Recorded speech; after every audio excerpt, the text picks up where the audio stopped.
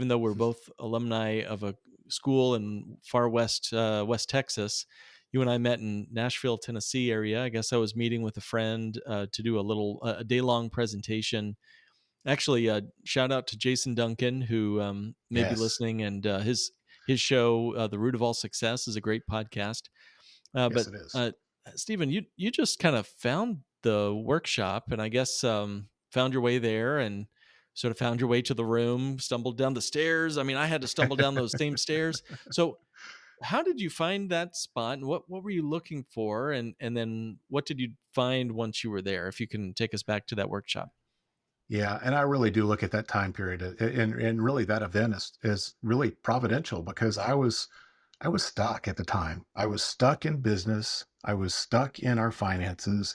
Things weren't working the way I'd expected them to, and I couldn't launch many of the initiatives that I was wanting to in business. I wanted to grow my design business, but I didn't have the capital at that moment to really do much with it.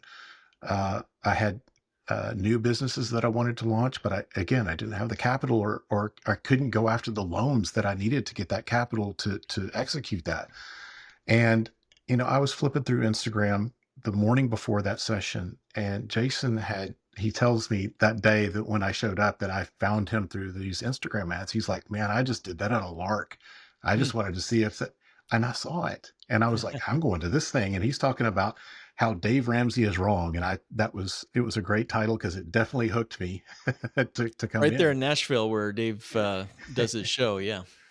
All the timing around that was very, very interesting, but it was the exact message I needed at exactly the right time. It really came about, and what you presented in that moment was too good to be true, really, honestly.